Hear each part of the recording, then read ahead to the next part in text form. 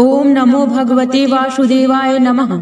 प्रिय भक्तों, आज की कथा में आप जानेंगे मोक्षदा एकादशी व्रत की कथा, पूजन विधि तथा महत्व।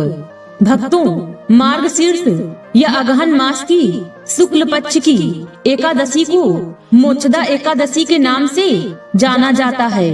मोक्षदा का अर्थ है मोह माया के बंधन से मुक्त करने वाली तथा मोक्ष प्रदान करने वाली।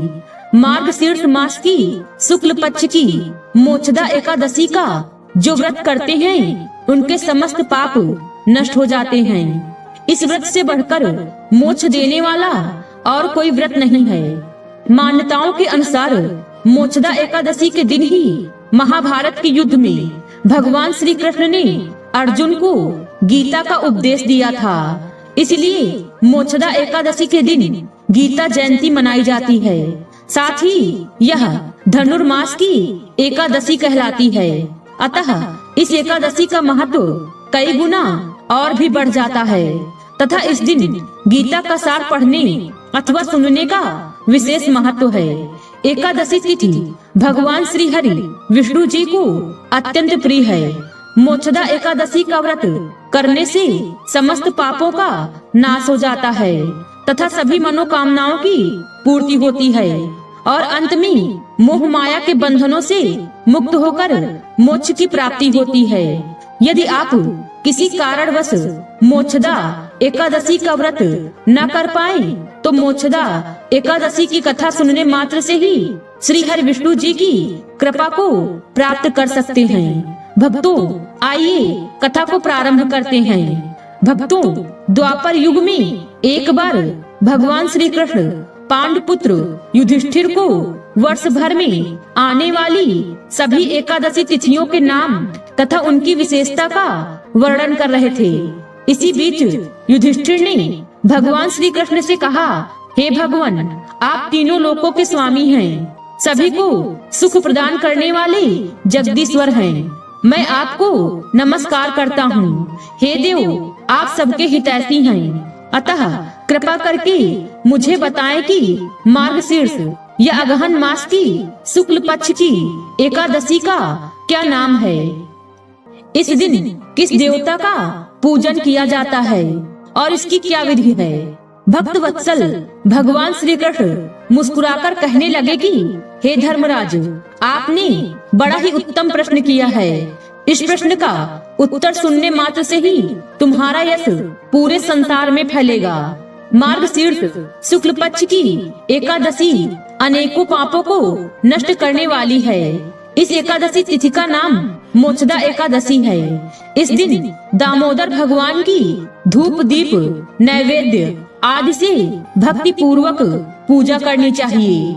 यह व्रत मोक्ष देने वाला तथा चिंतामणि के समान सब कामनाएं पूर्ण करने वाला है, जिससे आप अपने पूर्वजों के दुखों को खत्म कर सकते हैं। इसका महात्म्य मैं तुमसे कहता हूँ, ध्यान पूर्वक सुनो। गोकुल नाम के नगर में वैखानस नामक राजा राज्य करता था। उसके राज्य में चारों वेदों के ज्ञाता ब्राह्मण रहते थे। वह राजा अपनी प्रजा का पुत्रवत पालन करता था। एक बार रात्रि में राजा ने एक स्वप्न देखा कि उसके पिता नरक में हैं। उसे बड़ा आश्चर्य हुआ। प्रातः वह विद्वान ब्राह्मणों के पास गया और अपना स्वप्न सुनाया। कहा, मैंने अपने पिता को नरक में कष्ट उठाते देखा है। उन्होंने मुझसे कहा कि हे पुत्र, मैं नरक में पड़ा हूँ, यहाँ से तुम मुझे मुक्त कराओ। जब से मैंने ये वचन सुने हैं तब से मैं बहुत बेचैन हूँ। चित्त में बड़ी अशांति हो रही है। मुझे इस राज्य, धन, पुत्र, स्त्री, हाथी, घोड़े आदि में कुछ भी सुख प्रतीत नहीं होता। क्या करूँ? राजा ने कहा, हे ब्राह्मण देवताओं, इस दुख के कारण मेरा सारा शरीर जल रहा है। अब आप कृपा करके कोई तप, दान, व्रत आदि ऐसा उपाय बताइए जिससे मेरे पिता को मुक्ति मिल जाए। उस पुत्र का जीवन व्यर्थ है जो अपने माता पिता का उद्धार न कर सके। एक उत्तम पुत्र जो अपने माता पिता तथा पूर्वजों का उद्धार करता है वह 1000 मूर्ख पुत्रों से अच्छा है। जैसे एक चंद्रमा सारे जगत में प्रकाश कर देता है, परंतु हजारों तारे नहीं कर सकते। ब्राह्मणों ने कहा, हे राजन, यहाँ पास ही भूत भविष्य वर्तमान के ज्ञाता पर्वत ऋषि का आश्रम है। आपकी समस्या का हल वे जरूर करेंगे। ऐसा सुनकर राजा मुनि के आश्रम पर गया। उस आश्रम में अनेक शांत चित्त योगी और मुनि तपस्या कर रहे थे। उसी जगह पर्वत मुनि बैठे थे। राजा ने मुनि को साष्टांग दंडवत प्रणाम किया। मुनि ने राजा से सांगोपांग कुशल पूछी। राजा ने कहा कि महाराज, आपकी कृपा से मेरे राज्य में सब कुशल है, लेकिन अकस्मात मेरे चित्त में अत्यंत अशांति होने लगी है। ऐसा सुनकर पर्वत मुनि ने आंखें बंद की और भूत विचारने लगे।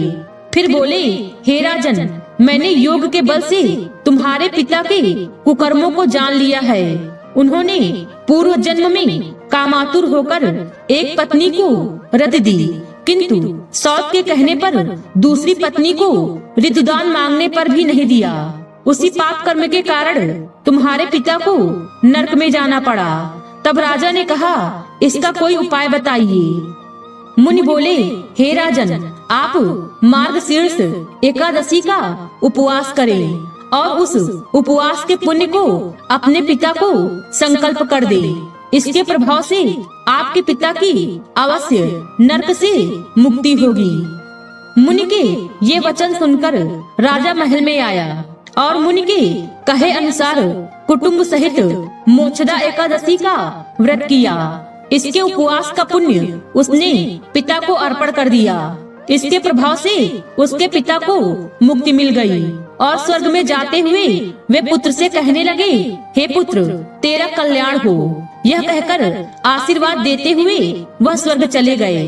भक्तों, इस प्रकार मोक्षदा एकादशी का व्रत करके राजा वखानस ने अपने पिता को सभी पाप कर्मों से मुक्त करवा दिया। यह व्रत मोक्ष प्रदान करने वाला तथा चिंतामणि के समान सभी कामनाओं को पूर्ण करने वाला है। भक्तों, आइए अब जानते हैं मोक्षदा एकादशी व्रत की पूजा विधि। भक्तों, यह व्रत दशमी तिथि से ही आरंभ हो जाता है। दशमी तिथि को रात में भोजन न करें।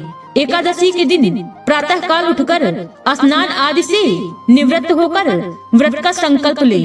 मोक्षदा एकादशी व्रत का संकल्प लेने के बाद भगवान श्री कृष्ण दामोदर की पूजा करें। उन्हें धूप दीप नैवेद्य आदि अर्पित करें।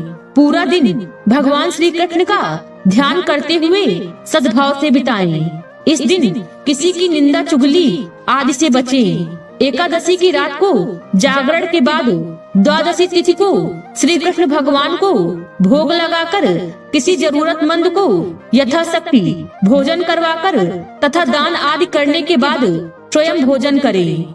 इस प्रकार पूरे विधि विधान से मोक्षदा एकादशी के व्रत को पूर्ण करें। भक्तों, महाभारत के अश्वमेधिक पर्व में युधिष्ठिर ने भगवान कृष्ण से धर्म और कर्म को लेकर कुछ बातें पूछी हैं।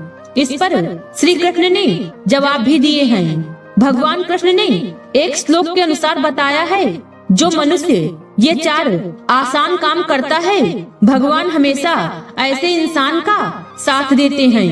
भक्तों, श्री कृष्ण बताते हैं कि जो मनुष्य अपनी इंद्रियों पर नियंत्रण रखता है और हमेशा धर्म के रास्ते पर चलता है, ऐसे लोगों से भगवान भी खुश रहते हैं। श्री कृष्ण ने ऐसे चार काम बताए हैं जिनसे भगवान भी खुश होते हैं। इन चार कामों में एक है तपस्या।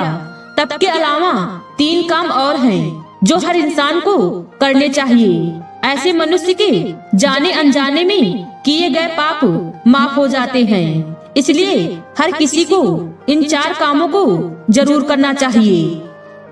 दानेन तपसा चैव सत्येन चा दमेन चा ये धर्म मनु वर्तन्ते ते नरः स्वर्गामिनः। पहला, दान करना हिंदू धर्म में बहुत ही पुण्य का काम माना जाता है। कई ग्रंथों में दान करने के महत्व के बारे में बताया गया है। श्रीमद् भागवत के अनुसार जो मनुष्य जरूरतमंदों को नियमित रूप से दान करता है उसे पुण्य की प्राप्ति होती है। मनुष्य को कभी भी अपने दान का हिसाब किताब नहीं करना चाहिए।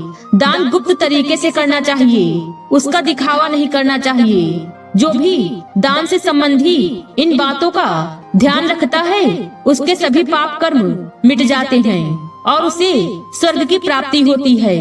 दूसरा, तप और भगवान का ध्यान करना हर किसी के लिए जरूरी माना जाता है। कई लोग अपने व्यस्त जीवन के चलते भगवान का ध्यान नहीं करते। ऐसे मनुष्य पर देवी देवता हमेशा रूठे रहते हैं। रोज दिन में थोड़ा समय भगवान के तप और ध्यान आदि को देने से मनुष्य की सारी परेशानियां अपने आप खत्म होने लगती हैं और उसे स्वर्ग की प्राप्ति होती है। तीसरा, मनुष्य का मन बहुत ही चंचल होता है। वह हर समय इधर उधर भटकता रहता है। जिस मनुष्य का मन वश में नहीं रहता वह बहुत ज्यादा महत्वाकांक्षाओं वाला होता है। ऐसा मनुष्य अपनी इच्छाओं को पूरा करने के लिए कोई भी गलत काम कर सकता है और उसे अपने पाप कर्मों की वजह से नरक जाना पड़ता है। इसलिए स्वर्ग की इच्छा रखने वालों को अपने मन को वश में रखना बहुत ही जरूरी है। चौथा, सच बोलना मनुष्य के सबसे खास गुणों में से एक माना जाता है। जिस मनुष्य में सच बोलने का गुण होता है उसे जीवन में हर जगह सफलता मिलती है। झूठ बोलने वाले या झूठ का साथ देने वाले मनुष्य पाप का भागी माना जाता है और उसे नरक में यातनाएं झेलनी पड़ती हैं। इसलिए हर किसी को सच बोलने और हर परिस्थिति में सच का ही साथ देने का गुण अपनाना चाहिए। भक्तों, भगवान ऐसे लोगों के साथ हर पल हर जगह रहते हैं जो इंसान इन कार्यों को निष्ठा पूर्वक करते हैं। आज की वीडियो में बस इतना ही। भगवान श्री कृष्ण की कृपा आप सब पर सदैव बनी रहे। उम्मीद है वीडियो पसंद आई होगी। इस वीडियो में बोलते समय कोई त्रुटि हुई हो तो क्षमा करें। वीडियो पसंद आई हो तो वीडियो को लाइक और शेयर करें और चैनल को सब्सक्राइब कर दें और कमेंट बॉक्स में जय श्री कृष्ण लिखना बिल्कुल न भूलें। मिलते हैं अगले वीडियो में। खुश रहिए और खुशियाँ बांटते रहिए। जय श्री कृष्ण।